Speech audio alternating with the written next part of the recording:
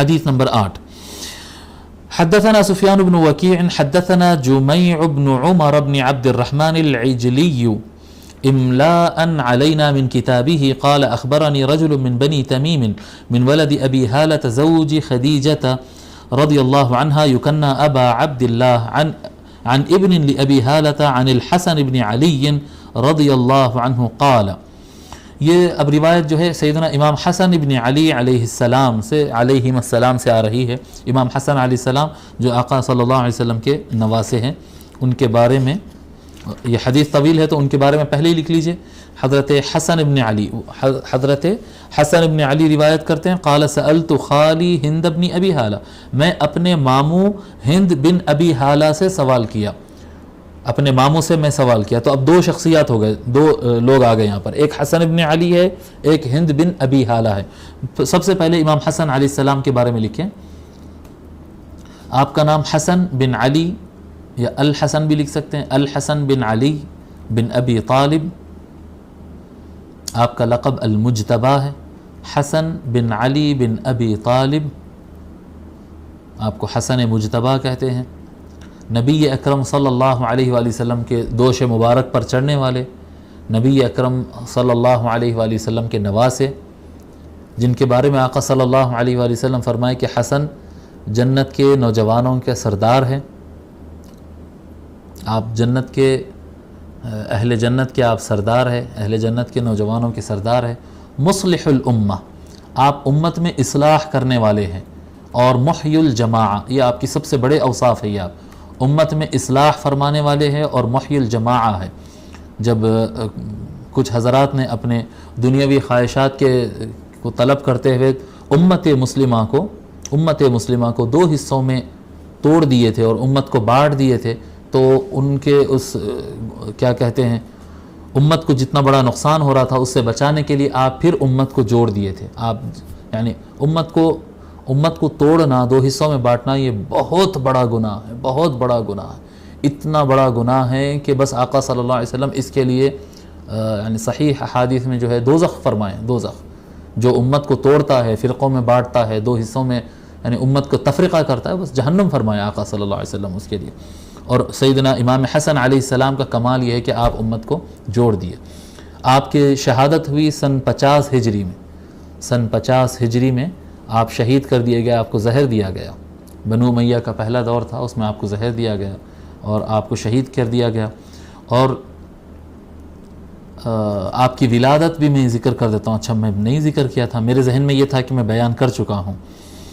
آپ کی ولادت 15 رمضان کو آپ کی ولادت ہوئی تھی. 15 رمضان 3 ہجری کو. ہم عام طور پہ صرف تاریخ وفات بیان کرتے، لیکن یہ تاریخ اس لیے بیان کر رہا ہوں کیونکہ یہ ہمارے ایمان سے متعلق لوگ ہیں اور ان کی محبت ایمان ہے، اس لیے ان سے محبت کرنا ایمان کا حصہ ہے. اللہ کا حکم ہے نا، اہل بیت سے محبت کرنے کا جو ہے اللہ تبارک و تعالیٰ کا حکم ہے. قل لا اسألکم علیہ اجرا الا المودۃ فی القربى. تو بہرحال 3 رمضان کو جنگ بدر کے بعد جی ہاں جنگ بدر 2 ہجری کو ہوئی تھی، اس کے بعد کے سال جو ہے آپ کی ولادت ہوئی 3 ہجری کو 15 رمضان. ٹھیک ہے. دوسری شخصیت جن کا ہم نام لیے ہند بن ابی حالہ. ہند بن ابی حالہ، ہے سے حانے حالہ التمیمی. ہند بن ابی حالہ التمیمی یہ نبی صلی اللہ علیہ وآلہ وسلم کے ربیب تھے. ربیب کس کو کہتے ہیں؟ ربیب کہتے ہیں اگر کوئی آدمی کسی عورت سے شادی کرے اور وہ عورت کے پاس پہلے سے کوئی بچے ہیں. جی کوئی آدمی کسی عورت سے شادی کرے اور وہ عورت کے پاس پہلے کسی اور شوہر سے اس کے اپنے بچے ہیں. اب یہ جب شادی کرتا ہے تو وہ بچے بھی اس کے گود میں آ جاتے ہیں، اس کے گھر میں آ جاتے ہیں. تو اب اس کے بیٹے جیسے پلتے ہیں اور اس کے گھر میں ہی رہتے ہیں اور اسی کے گھر میں بڑے ہوتے ہیں. ان کو کہتے ہیں ربیب. تو حضرت ہند بن ابی حالہ جو ہے یہ نبی اکرم صلی اللہ علیہ وسلم کے ربیب تھے. تو یہ کس کے بیٹے تھے؟ یہ ام المؤمنین خدیجہ رضی اللہ عنہا کے بچے تھے، یہ ان کے بیٹے تھے. یہ ابو حالہ ان کے پہلے شوہر کا نام. ام المؤمنین خدیجہ رضی اللہ عنہا کی جو پہلے شادی ہوئی تھی حضرت ام المؤمنین رضی اللہ عنہ کی پہلے شادی ہوئی تھی ابو حالہ سے. وہ انتقال کر گئے. وہ انتقال کر جانے کے بعد پھر حضور صلی اللہ علیہ وآلہ وسلم کافی وقت گزرنے کے بعد آقا صلی اللہ علیہ وآلہ وسلم نے ام المؤمنین خدیجہ سے شادی کی. تو ربیب یہ حضرت ہند جو ہے یہ حضور صلی اللہ علیہ وآلہ وسلم کے گھر تشریف لائے تھے اور آپ صلی اللہ علیہ وسلم کے گھر میں رہے تھے. اور آپ کی شہرت تھے حضرت ہند بن ابی حالہ کی شہرت اس نام سے تھی کہ آپ سیدہ فاطمہ کے بھائی ہیں. یعنی آقا صلی اللہ علیہ وآلہ وسلم اور ام المؤمنین خدیجہ سے تو سیدہ فاطمہ پیدا ہوئی نا, تو ان سے پہلے یہ ایک بیٹے گھر میں موجود تھے, ربیب تھے پہلے سے موجود. اور سیدہ فاطمہ کے جو دوسرے بھائی ہیں وہ بھائیوں کا تو انتقال ہو گیا تھا جو حضور سے تھے جی, طیب و طاہر اور عبداللہ اور قاسم, ان کا تو انتقال ہو گیا تھا. تو اب جو بھائی تھے بقید حیات, جو سگے بھائی نہیں تھے, آپ کی ماں کی طرف سے بھائی تھے, وہ حضرت ہند بن ابی حالہ تھے. ٹھیک ہے. مولا علی یہ حضور صلی اللہ علیہ وسلم کے ساتھ رہے, پھر بعد میں مولا علی علیہ السلام کے ساتھ رہے, ایون جنگوں میں بھی ساتھ میں رہے. اور جنگ جمل میں آپ کی شہادت ہو گئی. جنگ جمل 36 ہجری مولا علی علیہ السلام کے ساتھ گئے تھے مخالف جماعت سے جنگ کے لیے, اور وہاں پر آپ کی شہادت ہو گئی تھی 36 ہجری کو. تو یہ اب جب سیدہ فاطمہ کے بھائی ہوئے تو یہ امام حسن کے ماموں ہوئے برابر. امام حسن علیہ السلام کہتے ہیں کہ میں اپنے ماموں ہند بن ابی حالہ سے سوال کیا, وَكَانَ وَصَّافًا, آپ فرماتے ہیں, اب یہ حدیث کی طرف آ جائیے, سألت خالی ہند بن ابی حالہ وَكَانَ وَصَّافًا. اور وہ یعنی ڈسکرائب کرنا اور انٹروڈیوس کرنا اور تعارف, کسی چیز کا تعارف دینا, یہ ڈسکرائب کرنے کی بڑی صلاحیت تھی ان کے یہاں. بہت وصاف تھے وہ, بہت اچھے ڈھنگ سے بیان کرنے کی ان کے اندر صلاحیت تھی. تو میں نے اپنے ماموں حضرت ہند بن ابی حالہ جو اتنی صلاحیت والے تھے ان سے میں نے سوال کیا, عن حلیت رسول اللہ صلی اللہ علیہ وآلہ وسلم, کہ ماموں جان بتاؤ کہ رسول اللہ کس طرح تھے. جی, رسول اللہ صلی اللہ علیہ وآلہ وسلم کس طرح سے. یعنی یہ کوئی کسی کو خیال نہ جائے کہ امام حسن کو نہیں معلوم تھا کہ حضور کیسے تھے, نہیں, یہ بالکل غلط خیال ہوگا. حضرت امام حسن رضی اللہ تعالیٰ عنہ خود کہہ رہے ہیں کہ میں اپنے ماموں سے سوال کیا کہ بتاؤ سرکار کیسے تھے, رسول اللہ کیسے تھے. اس لیے میں ان سے کہہ رہا ہوں کیونکہ وہ وصاف ہے, بہت اچھے سے ڈسکرائب کرتے ہیں, بہت اچھے سے بیان کرتے ہیں. ٹھیک ہے, بہت اچھے سے وہ بیان کرتے ہیں, اس لیے میں ان سے پوچھا اور وہ بیان کیے. کیا بیان کیے؟ عن حلیت رسول اللہ صلی اللہ علیہ وآلہ وسلم, کہ وہ حضور صلی اللہ علیہ وسلم کا حلیہ مبارکہ بیان کرے. وَأَنَا أَشْتَهِي أَن يَصِفَ لِي مِنْهَا شَيْئًا أَتَعَلَّقُ بِهِ, اور میں کیا کہتے ہیں, میں ان سے یہ اس لیے پوچھا تاکہ وہ میرے سامنے حضور صلی اللہ علیہ وسلم کا وصف بیان کرے اور میں اس سے اپنا تعلق بنا لوں, اس کو میں ذہن میں بناؤں. یعنی میں اپنے تصور کو جمانے کے لیے میں ان سے یہ سوال کیا. فقال, تو انہوں نے بیان کیا, فقال كان رسول اللہ صلی اللہ علیہ وآلہ وسلم فخما مفخما, وہ بیان کرتے ہیں رسول اکرم صلی اللہ علیہ وآلہ وسلم بہت زیادہ باوقار تھے. یعنی دیکھ کر آدمی کو لگتا ہے کہ باوقار آدمی, کیا معزز آدمی آ رہا ہے. فخما مفخما, وہ ان کا انداز باوقار تھا آقا صلی اللہ علیہ وسلم کا, ان کا چہرہ باوقار تھا. مفخما, لوگوں کے دلوں میں, دل و دماغ میں دیکھتے ہی لگتا تھا کہ کیا عظیم آدمی آ رہا ہے, کیا شاندار آدمی ہے. جی, اس طرح سے فخما مفخما. یتلألأ وجهه تلألؤ القمر لیلۃ البدر, ان کا چہرہ ایسا چمکتا تھا جیسا 14ویں رات کو چاند, 14ویں کا چاند چمکتا ہے. یہ مکمل چاند جس طرح سے 14ویں رات کو چمکتا ہے اس طرح سے ان کا چہرہ چمکتا رہتا تھا. اطول من المربوع, بالکل میانہ قد جو ہوتا ہے اس سے تھوڑا سا نکلتا ہوا, تھوڑا سا اونچائی کی طرف, تھوڑا سا لمبائی کی طرف آپ کا قد تھا, بالکل متوسط قد جو ہوتا ہے اس سے تھوڑا سا اونچائی کی طرف. واقصر من المشذب, اور یعنی بہت زیادہ لمبے جو لوگ ہوتے ہیں اس سے کم تھا, اتنا بہت زیادہ لمبے نہیں, بہت زیادہ لمبے سے کم تھا. عظیم الہامتی رجل الشعری, بڑے سر مبارک والے, آپ کا سر مبارک بڑا عظیم تھا, بڑا سر مبارک تھا آپ کا. رجل الشعری, اور آپ کے بال جو ہے ہلکے سے گھنگرالو تھے, یعنی لمبے بال, ہلکی سی لچک اس میں, ہلکی سی گھنگرالو تھی. اذن فرقت عقیقتہ فرقا, فرماتے ہیں جب اگر ان کی مانگ نکل آئے, اگر سر مبارک کے جو بال ہے آپ کے اگر مانگ نکل آئی تو نکال لیتے تھے. وَإِلَّا فَلَا, اگر خود سے نکل جائے تو پھر اس کو نکال لیتے تھے, ورنہ نہیں نکالتے تھے. خود سے اگر نہ نکلے مانگ تو پھر آقا صلی اللہ علیہ وسلم نہیں نکالتے تھے, بلکہ سیدھے رکھتے تھے ان کو, بال کو اس طرح سے پیچھے کی طرف کنگھی کرتے تھے اور وہ کیا کہتے ہیں مانگ خود سے نکالتے نہیں تھے اہتمام سے کہ بھئی پکڑ کے نکالنا ہے، نہیں، خود سے آتی تھی آقا صلی اللہ علیہ وسلم کو، کبھی کبھی مانگ مبارک آ جاتی تھی تو آپ نکال بھی لیتے تھے، اکثر بنا مانگ نکالے ہوتے تھے آقا صلی اللہ علیہ وسلم، اکثر نہیں نکالتے تھے۔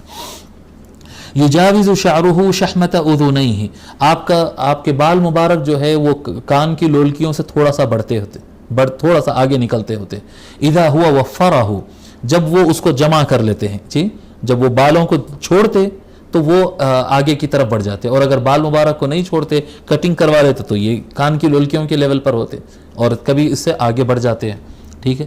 ازہر اللون، ازہر کہتے ہیں اس کو کیسے تعبیر کریں، وہی یعنی گورا پن اور ہلکی سی لالی کے ساتھ، جی ہلکی سی لائٹ لالی ان کے چہرے مبارک پر آتی تھی، ازہر اللون، گورا پن تھوڑی سی لالی کے ساتھ، واسع الجبین، کافی کشادہ پیشانی تھی آپ کی پیشانی مبارک کافی کشادہ تھی، ازج الحواجبی، کہتے ہیں آپ کے کیا کہتے ہیں یہ جو بھاؤں مبارک تھے آپ کے، یہ اس میں لمبائی تھی، یہ بھاؤں مبارک جو ہے بڑے بڑے تھے، ایسے چھوٹے چھوٹے نہیں، ایسے بعض لوگ کے بہت چھوٹے بھاؤں ہوتے ہیں، فرماتے آپ کے بھاؤں مبارک لمبے تھے، جی سوابغ فی غیر قرن، گھنے بال ہوتے تھے اس کے لیکن جڑ جاتے نہیں تھے، جی گھنے ابرو ہوتے تھے، یہ ابرو جو ہے ایک دم بھرے بھرے ہوتے تھے لیکن بیچ میں آ کر جڑتے نہیں تھے، جی سوابغ فی غیر قرن، دیکھنے سے ایسا ایک دم نظر پڑی تو ایسا لگتا ہے کوئی بغیر غور کرے کہ اگر کوئی دیکھے تو ایسا لگے کہ شاید ملے ہوئے ہوں گے، لیکن غور کرنے پر پتہ چلتا ہے کہ بیچ میں سے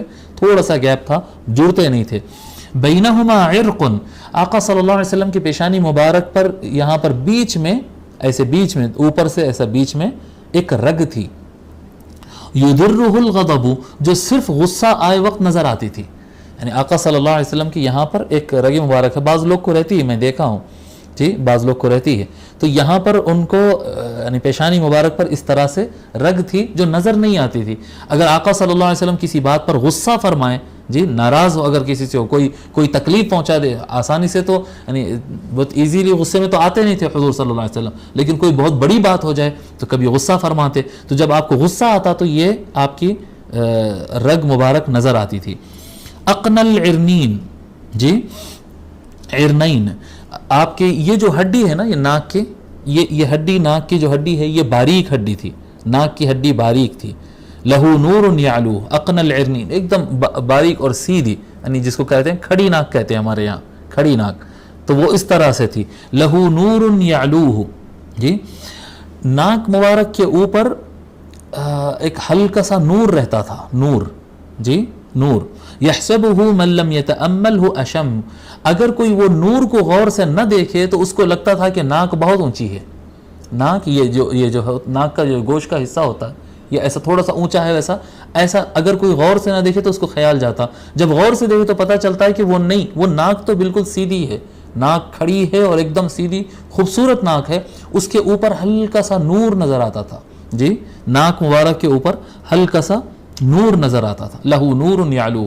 یحسبہ من لم یتأملہ اشم، کث اللحیتی، گھنی داڑھی تھی، آقا صلی اللہ علیہ وسلم کی داڑھی مبارک گھنی تھی، یعنی گھنی داڑھی اس کو کہتے ہیں کہ جس کے بیچ میں سے آپ کو جلد نظر نہ آئے، اگر غور سے دیکھنے پر بالوں کے بیچ میں سے اگر اسکن نظر آ جائے تو وہ گھنی نہیں کہلائے گی، کث اللحیتی، آقا صلی اللہ علیہ وسلم گھنی داڑھی والے تھے، سہل الخدین، آقا صلی اللہ علیہ وسلم کے کلے جو ہے ابھرے ہوئے نہیں تھے، سیدھے تھے، بعض لوگ کے یعنی گوشت زیادہ ہوتا، دیکھیں یہاں پر گوشت بہت ابھرے ہوئے کلے ہوتے ہیں، جی گال ہوتے ہیں، ابھرے ہوئے گال ہوتے ہیں، تو فرمائے سہل الخدین، ابھرے ہوئے گال نہیں تھے آپ کے، سیدھے گال تھے، ضلیع الفم، بڑا منہ مبارک تھا آپ کا، جی ضلیع الفم کہتے ہیں، منہ مبارک جو ہے آپ کا بڑا تھا، اندر کا حصہ کافی بڑا، یعنی اصل میں ضلیع الفم کہتے ہیں مضبوط چوکڑے والے، مضبوط چوکڑا، بڑا منہ والے، بڑے منہ والے، مفلج الاسنان،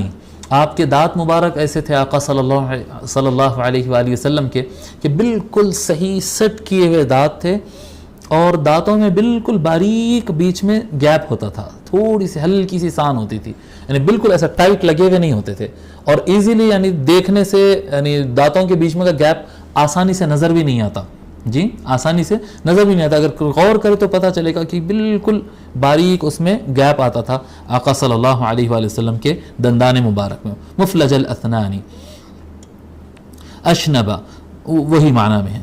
دقیق المسروبتی، اشنب بھی اسی کو کہتے ہیں مفلج الاسنان کو. دقیق المسروبتی، یہ جو سینے مبارک سے ناف مبارک تک جو بال کی لکیر تھی یہ بہت باریک تھی، بالکل باریک لکیر تھی. کأن عنقہ جید دمیۃ، آقا صلی اللہ علیہ وآلہ وسلم کی گردن مبارک کو دیکھ کر ایسا لگتا تھا. دمیا اس زمانے میں کہتے ہیں، دمیا تو ویسے اصل میں گڑی کو کہتے ہیں، یا کوئی گڑا گڑی جو بناتے ہیں نا، تو دمیا اس زمانے میں کہتے تھے وہ گڑی جو ہاتھی کے دانت سے بنائی جاتی. ہاتھی کے دانت جو ہوتے ہیں نا، ہاتھی کے دانت، اس کو عاج کہتے ہیں عربی میں، یہاں پر کیا کہتے ہیں مجھے نہیں پتا. ہاتھی کے جو بڑے دانت ہوتے ہیں آپ دیکھیں، اس کے اندر گڑیاں بناتے ہیں، ڈیزائن بناتے ہیں، فریم بناتے ہیں. تو اگر ہاتھی کے دانت میں اگر کوئی گڑا اگر تیار کیا جائے تو اس کی گردن کیسی بنے گی؟ تو کہتے ہیں کأن عنقہ جید دمیۃ، جی اس طرح سے آپ کے، جیسا کہ ہاتھی کے دانت سے آپ کی گردن کو بنایا گیا اس طرح سے، یعنی کأنک قد خلقت کما تشاء. شاعر نے کہا نا، حضرت حسان بن ثابت رضی اللہ تعالیٰ عنہ، یوں لگتا ہے کہ آپ اپنی مرضی کے مطابق بن گئے ہیں، جی جیسا آپ کو چاہیے تھا ویسا آپ بن گئے ہیں، ایسا لگتا ہے. تو اتنا جمال والی آپ کی گردن مبارک تھی. فی صفاء الفضتی، ہاں وہ شیپ کے لیے وہ جو ہے عاج کا ذکر کیا گیا کہ وہ گوئی کا جس طرح سے گردن ہوتی اس طرح سے بیان کیا گیا ہے. فی صفاء الفضتی، لیکن اس کی صفائی اس طرح سے تھی، گردن مبارک آپ کی اتنی کلیئر اور اتنی صاف نظر آتی تھی جو گویا کہ وہ چاندی ہے، چاندی جیسی گردن آپ کی نظر آتی. معتدل الخلقی، فرماتے ہیں کہ آپ آقا صلی اللہ علیہ وآلہ وسلم تخلیق کے اعتبار سے فزیکلی آپ بالکل معتدل تھے، ایک دم برابر، ایک دم برابر. یعنی ایسا نہیں لگتا کہ ان کے ذرا ہاتھ بڑے ہیں، نہیں ان کے ذرا پاؤں بڑے ہیں، ان کا ذرا چہرہ بڑا ہے، نہیں، پورا سر سے پیر تک ایک دم بیلنسڈ جیسا ہونا چاہیے. بادن متماسکن، آپ کا جسم بھرا بھرا تھا، جسم بھرا بھرا تھا، ایک دم ہڈیاں وڈیاں دکھ رہے ہیں ایک دم ایسے نہیں، ایک بادن، آپ کا جسم بھرا بھرا تھا. متماسکن، لیکن گوشت جیسا ایسا لٹک جاتا ہے ویسا نہیں تھا، ڈھیلا ڈھالا نہیں تھا. جسم بھرا بھرا تھا لیکن ایک دم فٹ تھا، جی جسم پاک آپ کا بھرا بھرا تھا لیکن ایک دم فٹ تھا. سواء البطن والصدر، بالکل برابر ہوتے آپ کا کیا کہتے ہیں پیٹ مبارک اور آپ کا سینہ مبارک. یعنی عام طور پہ کیا ہوتا ہے، عام طور پر یہ ہمارے زمانے میں تو بہت ہی زیادہ عام ہے کہ پیٹ سینے سے آگے نکل جاتا ہے، تقریباً سبھی کا، یعنی بڑوں کا تو بڑوں کا، بچوں کا بھی نکل جا رہا، جی. تو اس طرح سے نہیں تھا. فرماتے سواء البطن والصدر، آپ کا چیسٹ مبارک اور پیٹ مبارک جو ہے، اسٹمک، آپ کا پیٹ اور سینہ ایک دم ایک سپاٹ جیسے تھے، ایک دم بالکل برابر تھے.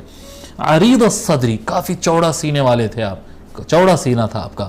بعید ما بین المنکبین، آپ کے شولڈر بھی کافی بڑے بڑے تھے، کافی بڑا چوڑے شولڈر تھے آپ کے. ضخم الکرادیس، آپ کی ہڈیوں کے اینڈ جو ہوتے ہیں، یہ کونیاں اور مونڈھے اور گھٹنے مبارک وغیرہ یہ سارے جو ہے بڑے بڑے تھے. انور المتجردی، انور المتجردی، ٹھیک ہے.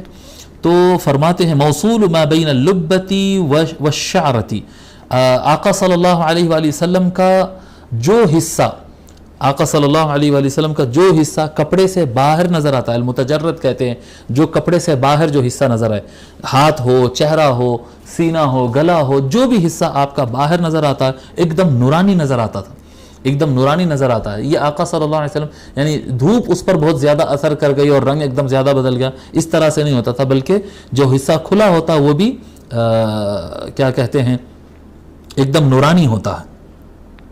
ٹھیک ہے، کہاں تھے ہم؟ انور المتجردی موصول ما بین اللبتی.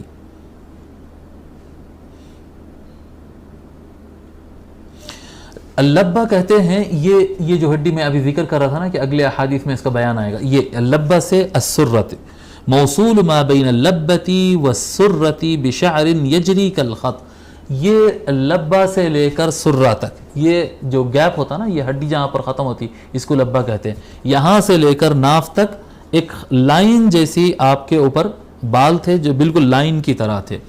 عاری الثدیین والبطن، آپ کا سینہ مبارک، چھاتی مبارک اور پیٹ مبارک بالکل بالوں سے مکمل خالی تھا. مما سوا ذالک، ٹھیک ہے. اشعر الذراعین والمنکبین، آپ کے ہاتھوں پر، ذراع اس کو کہتے ہیں ذراع، الذراعین والمنکبین، ان کے اوپر ہلکے ہلکے بال تھے، شولڈر پر، آپ کے شولڈر مبارک پر اور کیا کہتے ہیں ذراع ہیں جس کو کہتے ہیں، اس کے اوپر بال تھے، وہ اعالی الصدر، اور چیسٹ کے اوپر کے حصے میں یہاں پر بالکل ہلکے ہلکے بال ہوتے تھے. ٹھیک ہے. طویل الزندینی، فرماتے ہیں کہ آپ کے دونوں ہاتھ ایک دم بڑے بڑے نظر آتے تھے. رحب الراحتی، کشادہ ہتھیلی نظر آتی تھی، یعنی ایک دم بڑا ہاتھ اور کشادہ ہتھیلی نظر آتی تھی. شثن الکفین والقدمین، دونوں ہاتھ اور دونوں پاؤں ایک دم بھرے بھرے ہوتے تھے. سائل الاطراف، آسانی سے ہلنے والے جسم تھا آپ کا جسم پاک جو ہے کھلا تھا اور بالکل ایسا ایزی حرکت والے، ایسا قریب قریب ہلنے میں مشکل ہو رہی ہے ٹائٹ ہے اس طرح سے نہیں، کھلا کھلا جسم آپ کا ہوا کرتا تھا.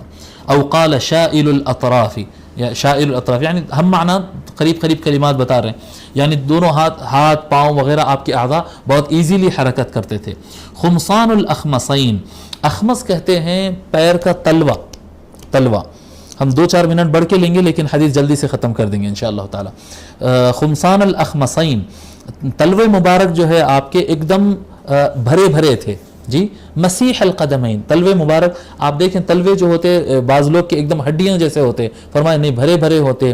مسیح القدمین، جب آپ قدم مبارک آپ پورا رکھ دیتے ہیں قدم مبارک تو کیا کہتے ہیں چھاپ مکمل پاؤں کا آ جاتا تھا زمین پر مکمل، یعنی جو پاؤں کے درمیان جو حصہ تلوے کا اٹھا ہوا رہتا نا، ایڑی اور سامنے انگلیوں کے درمیان کا جو حصہ ہے، وہ حصہ جو ہے وہ تقریباً ٹک جاتا تھا. جب ٹکا دیں دبا کر تو تقریباً ٹک جاتا تھا. اگر لوز اس کو کیا جائے تو ہلکا سا اٹھتا تھا، تھوڑا سا اٹھا ہوا تھا وہ.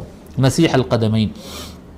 ینبو عنہم الماء، وہ آپ کے قدم مبارک ایسے تھے، اتنی صاف آپ کی جلد تھی کہ اس پر پانی ٹھہرتا نہیں تھا.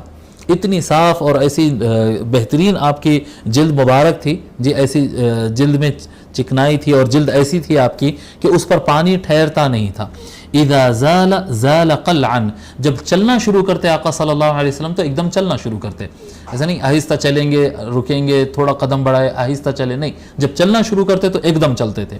یخطو تکفین، جس طرف چل رہے ہوں اس طرف تھوڑا سا آپ کا جھکاؤ ہوتا تھا اس طرف. ویمشی ہونا، اور چلن کا انداز ایسا تھا کہ اس میں بالکل تکبر نظر نہیں آتا تھا، یعنی بڑے آدمی کا احساس ہو، ایک میں رعب پیدا کروں اور میں لوگ میں بڑا ہوں، نہیں. حالانکہ جہاں آپ رہتے تھے سب سے بڑے تو آپ تھے، اور ایسے کائنات میں سب سے بڑے آپ ہیں، لیکن آپ کی چلن سے ایسا نہیں محسوس ہوتا تھا. دیکھنے والے کو انداز ہوتا تھا کہ یہ اپنے آپ کو بڑا بتانا نہیں چاہتے، اپنے آپ کو بڑا نہیں. ہونن، آپ کی چلن کیا کہتے ہیں دندناتے چلنا جو کہتے ہیں نا، ویسی چلن نہیں ہوتی تھی آقا صلی اللہ علیہ وسلم کی. زمین پہ دندناتے چلنا، رعب اپنا بتانا، نہیں، یہ نہیں. یمشی ہونن، اور یہ اللہ تعالیٰ کے محبوب بندوں کی صفت ہے. یہ ذریع المشیتی، جب چلتے آقا صلی اللہ علیہ وآلہ وسلم تو قدم میں مبارک بڑے بڑے ڈالتے. جی آپ کے قدم چھوٹے چھوٹے قدم نہیں ڈالتے تھے، چھوٹے چھوٹے قدم نہیں ڈالتے. اور اگر کوئی بڑے پاؤں سے چل سکتا ہو، جی بڑے قدم، کشادہ قدم، بڑے بڑے اچھے سٹیپ سے چل سکتا ہو، اس کے باوجود چھوٹے چھوٹے قدم ڈالتے. یہ تکبر کی علامت ہوتی ہے. اپنی بزرگیت اور اپنی بڑاپن بتانے کے لیے وہ ایسے آہستہ نہیں، جب چلتے تو ایک دم چلتے آقا صلی اللہ علیہ وسلم. یعنی چلنے کے انداز میں عام لوگوں سے الگ چلن بنانے کی کوشش نہیں فرماتے. نہیں، ایسا نہیں کرنا چاہیے، بالکل نہیں کرنا چاہیے. عام لوگ کی طرح چلنے کی کوشش کرنا چاہیے. ذریع المشیتی، بڑے بڑے قدم ڈالتے. اذا مشى كانما ينحط من صبب، آقا صلی اللہ علیہ وآلہ وسلم چلتے تو ایسا لگتا تھا جیسے اتار کی طرف آ رہے ہو، ڈھلان کی طرف آ رہے ہو. واذا التفت جميعا، آقا صلی اللہ علیہ وآلہ وسلم جب پلٹتے تو پورا پلٹتے، جیسے کہ پچھلی حدیث میں بھی ہم بیان کیے، پورا پلٹتے. آنکھ سے پلٹیں یا چہرے سے پلٹیں، پورا پلٹتے ہیں، نظر چراتے نہیں. خافض الطرف، آقا صلی اللہ علیہ وآلہ وسلم اکثر نگاہوں کو نیچی رکھتے، نگاہوں کو اکثر نیچی رکھتے. نظرہ الی الارض اطول من نظرہ الی السماء، جی آسمان سے زیادہ آپ کی نظر زمین کی طرف ہوتی تھی. اوپر کی طرف دیکھنے سے زیادہ آقا صلی اللہ علیہ وسلم نیچے کی طرف دیکھتے تھے، نیچے زیادہ دیکھنے کو پسند فرماتے تھے. اور بزرگان دین اس کے بارے میں لکھے ہیں کہ یہ ایک علامت ہے، نیچے نظر نیچے رہنا، اور ان کو دیکھے ان کو دیکھے، ان کو جھانکے، یہ جو ہوتا ہے یہ خلق میں اور دوسروں میں مصروف ہونے والے آدمی کی نشانی ہے. یہ زیادہ تر نیچے دیکھنے کی یہ جو علامت ہے کہ آدمی خود کے باطن سے مشغول ہے، بزی ہے اپنے باطن کے بارے میں، اپنے دل کے بارے میں کہ میری نیت کیسی ہے، میرا حال کیسا ہے، میں اللہ تعالیٰ کا شکر گزار ہوں نہیں ہوں. یعنی آدمی نیچے وہ آدمی دیکھتا ہے جو خود کے بارے میں زیادہ سوچتا ہو، اور ادھر ادھر زیادہ وہ آدمی دیکھتا ہے جو دوسروں کے بارے میں زیادہ سوچتا ہو. اور یہ اہل اللہ کی یہ علامت ہے کہ وہ اپنے آپ کے بارے میں زیادہ سوچتے ہیں، اور یہی حال انہوں نے رسول اکرم صلی اللہ علیہ وآلہ وسلم سے سیکھا ہے. آقا صلی اللہ علیہ وآلہ وسلم اپنے حال کے بارے میں زیادہ متفکر ہوتے، اور اپنے حال کے بارے میں متفکر ہوتے اور اپنے باطن کی طرف متوجہ ہوتے ہیں، اور اس کا اثر یہ ظاہر ہوتا ہے کہ آپ کی نگاہیں اکثر نیچی ہوتی تھی.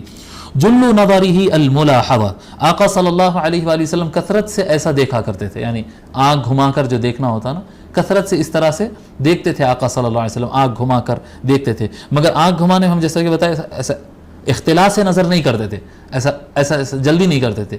جہاں پر بھی دیکھنا ہوتا تو پورا دیکھتے تھے، دیدہ گھما کر اس طرح سے اطمینان سے آقا صلی اللہ علیہ وسلم دیکھتے.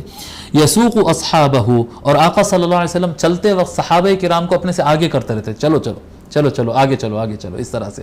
یعنی میں آگے چلوں گا، سب میرے پیچھے چلو، اس طرح سے نہیں. چلتے رہتے آقا صلی اللہ علیہ وسلم، صحابہ اطراف میں ہوتے، پیچھے ہو جاتے تو ان کو آگے بڑھاتے رہتے تھے، چلو میرے آگے آگے چلو. اکثر صحابہ کو وہ آگے بڑھاتے ہوئے چلتے تھے. وَيَبْدَأُ مَنْ لَقِيَ بِالسَّلَامِ، اور جس سے بھی ملاقات ہوتی تو حضور صلی اللہ علیہ وآلہ وسلم پہلے سلام کرنے والے ہوتے، پہلے سلام حضور صلی اللہ علیہ وآلہ وسلم کرتے. یہ یعنی روئے زمین اور پوری کائنات کی سب سے بڑی ہستی کا یہ عمل ہے کہ وہ سلام سے آغاز کرتے، سلام سے آغاز کرتے، پہلے سلام کرتے. تو یہی سنت ہونا چاہیے، ہر آدمی کو یہی فکر ہونا چاہیے کہ پہلے سلام میں کروں، ان میرے کو سلام نہیں کرا میں کہیں کو اس کو کروں، نہیں، آپ پہلے کر دو، اس کو جواب دینے دو. جی ٹھیک ہے. تو یہ ایک طویل حدیث ہے، حضرت ہند بن ابی حالہ رضی اللہ تعالیٰ عنہ سے مروی.